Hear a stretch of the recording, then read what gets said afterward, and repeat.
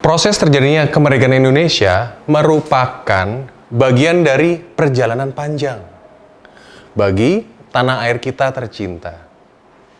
Perjalanan tersebut tentunya tidak mudah dilalui. Berbagai peristiwa menyertai proses proklamasi kemerdekaan Indonesia.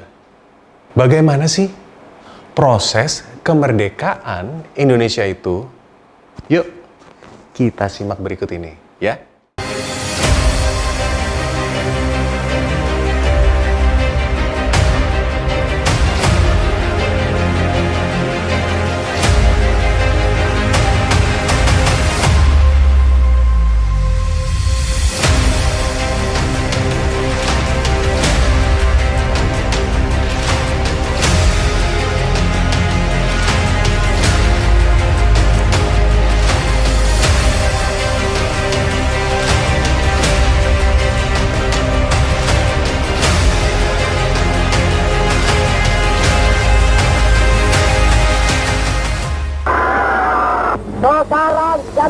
Ini sudah tiba saatnya untuk mendapat kemerdekaan mulia yang sudah lama diidam-idamkan oleh 70 juta penduduk di Indonesia.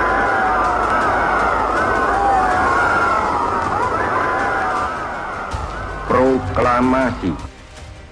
Proses kemerdekaan Indonesia dimulai dari kekalahan Jepang oleh tentara sekutu. Hal ini disebabkan karena terjadinya pengeboman yang dilakukan oleh Amerika Serikat di dua kota di Jepang, yaitu Hiroshima dan juga Nagasaki.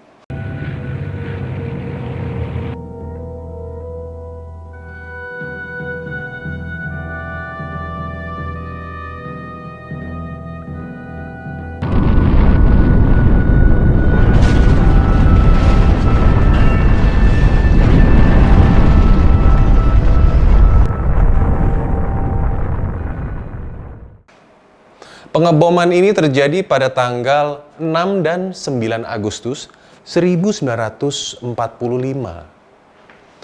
Peristiwa ini menyebabkan melemahnya Jepang. Akhirnya, pada tanggal 14 Agustus 1945, Jepang menyerah kepada sekutu tanpa syarat. And indeed the hope of all mankind that from this solemn occasion, a better world shall emerge out of the blood and carnage of the past. A world founded upon faith and understanding. A world dedicated to the dignity of man and the fulfillment of his most cherished wish for freedom, tolerance, and justice.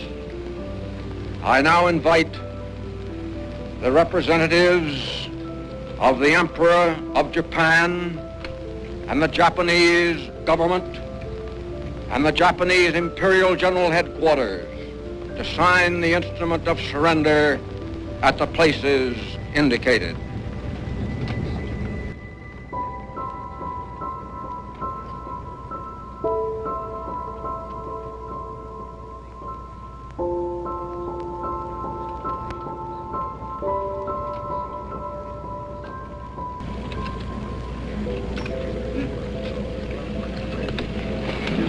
Let us pray that peace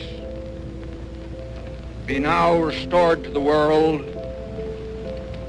and that God will preserve it always. These proceedings are closed. Setelah peristiwa kekalahan Jepang, golongan pemuda mengetahui informasi tersebut melalui siaran radio BBC Inggris. Golongan pemuda pun segera membicarakan kemerdekaan Indonesia tanpa waktu lama dengan golongan tua.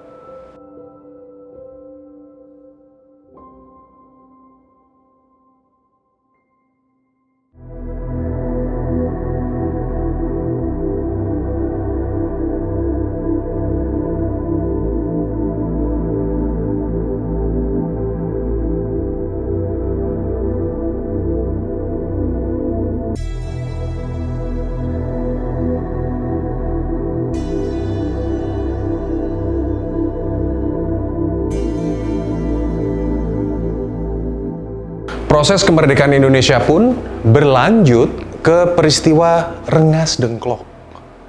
Peristiwa ini merupakan bagian penting yang mendorong percepatan terjadinya proklamasi kemerdekaan Indonesia. Kejadian ini juga menunjukkan konflik. Karena ada perbedaan pendapat antara pihak golongan muda dan juga golongan tua dalam menentukan waktu proklamasi kemerdekaan Indonesia. Para pemuda berpendapat bahwa proklamasi kemerdekaan Indonesia itu harus segera dilaksanakan oleh kekuatan bangsa Indonesia sendiri dan bukan oleh PPKI atau Panitia Persiapan Kemerdekaan Indonesia. Salah satu pemuda dari golongan pemuda yang menemui Bung Hatta di kediamannya adalah Sultan Syahrir. Syahrir mendesak agar Bung Karno dan juga Bung Hatta segera memproklamasikan kemerdekaan Indonesia. Namun, Bung Karno dan Bung Hatta yang dari pihak golongan tua tidak setuju. Mereka yakin bahwa bagaimanapun Indonesia akan tetap merdeka tidak lama lagi. Pada hari Rabu, tanggal 15 Agustus 1945, sekitar jam 20, para pemuda mengadakan pertemuan di belakang laboratorium biologi di Pegangsaan Timur 17. Setelah hasil perundingan didapatkan, dua orang pemuda kemudian membawa putusan tersebut ke kediaman Bung Karno di Pegangsaan Timur 56. Namun, Bung Karno tetap pada pendiriannya bahwa Jepang masih berkuasa secara de facto dan mengingatkan bahwa musuh mereka atau musuh kita semua bukan lagi Jepang, tetapi Belanda. Yang pasti, segera akan datang setelah Jepang menyerahkan diri. Karena hal tersebut, golongan muda segera mengamankan Bung Karno dan Bung Hatta menuju Rengas Dengklok pada tanggal 16 Agustus 1945. Golongan pemuda memilih Rengas Dengklok dengan pertimbangan bahwa daerah tersebut relatif aman. Sesampainya di Rengas Dengklok, Bung Karno dan rombongan ditempatkan di rumah keturunan Tionghoa bernama Jiao Qisong. Golongan pemuda berharap pada tanggal 16 Agustus 1945, Bung Karno dan juga Bung Hatta bersedia menyatakan proklamasi kemerdekaan Indonesia. Pada hari yang sama, yakni pada tanggal 16 Agustus 1945, terjadi pertemuan antara golongan muda dengan golongan muda di Jakarta. Setelah pertemuan antara Ahmad Subarjo, golongan tua, dengan Yusuf Kunto dan juga Wikana, golongan muda, terdapat kesepakatan terkait dengan pelaksanaan proklamasi. Sodanco Subeno mewakili para pemuda melepas Bung Karno dan juga Bung Hatta dan rombongan kembali ke Jakarta. Proses kemerdekaan Indonesia memasuki babak akhir. Akhirnya Soekarno dan juga Muhammad Hatta dan juga Ahmad Subarjo melakukan persiapan perumusan isi teks proklamasi. Perumusan teks proklamasi dilaksanakan di kediaman Laksamana Muda Maida, seorang perwira Jepang yang mendukung kemerdekaan Indonesia.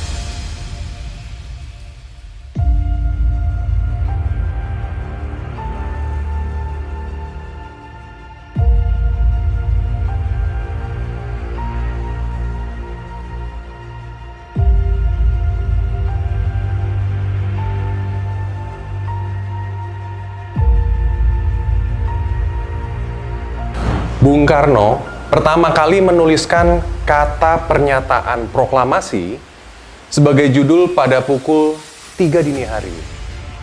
Soebarjo menyampaikan kalimat "Kami bangsa Indonesia", dengan ini menyatakan kemerdekaan Indonesia. Kemudian Muhammad Hatta menambahkan kalimat hal-hal yang mengenai pemindahan kekuasaan dan lain-lain diselenggarakan dengan cara seksama dan dalam tempo yang sesingkat-singkatnya. Bung Karno menuliskan Jakarta, 17 bulan 8 05, wakil-wakil bangsa Indonesia sebagai penutup. Soekarni mengusulkan agar teks proklamasi cukup ditandatangani oleh 2 orang tokoh saja, yaitu oleh Soekarno dan juga oleh Muhammad Hatta atas nama bangsa Indonesia. Sejarah proklamasi kemerdekaan Indonesia terjadi pada hari Jumat 17 Agustus 1945 pada pukul 10 pagi di kediaman Soekarno di Jalan Pegangsaan Timur nomor 56. Soekarno membacakan teks proklamasi didampingi oleh Muhammad Hatta. Itu Indonesia. Nou, dan heb ik aan hem gezegd, als ik pieker moet om te herinneren wat de tekst is, dan ga jij maar schrijven. Dan kan ik tegelijk denken en schrijven. Dan schrijf het op, dan dicteer ik het. U dicteerde en Soekarno schreef? Ja, met 2 zinnen erbij. Dat is de hele tekst, dat is een beetje uitgebreid. Dat is volgens 2 korte zinnen. De betekenis. Het volk Indonesië verklaart hiermee zijn onafhankelijkheid. De overdracht van zaken wordt gedaan in korte tijd en zo best mogelijk. Toen we klaar waren, gingen we naar de middenzaal. Daar zitten ze verzameld aan. En dan is Soekarno het voorgelezen. Dat werd met applaus ontvangen. En toen hoorden we daar, hij was in zijn slaapkamer, toen kwam hij beneden en feliciteerde ons allemaal. Proklamasi.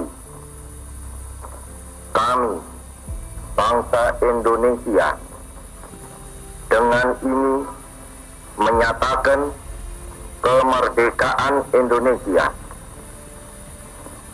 Hal-hal yang mengenai pemindahan kekuasaan dan lain-lain diselenggarakan dengan cara saksama dan dalam tempo yang sesingkat-singkatnya. Jakarta, 17 Agustus 1945, atas nama bangsa Indonesia, Soekarno Hatta. Nah guys, itu tadi informasi terkait proses kemerdekaan Indonesia. Proses kemerdekaan kita itu tidaklah mudah didapat. Sehingga perlu bagi kita, semua masyarakat Indonesia, untuk melanjutkan semangat perjuangan pahlawan kita dengan cara menjaga keutuhan bangsa Indonesia. Karena apapun agamanya, suku dan ras kita, pada akhirnya kita semua adalah orang Indonesia. Oke, sampai ketemu lagi di episode SIP yang akan datang. Jangan lupa klik like, share, dan subscribe. Sampai ketemu lagi. Ciao!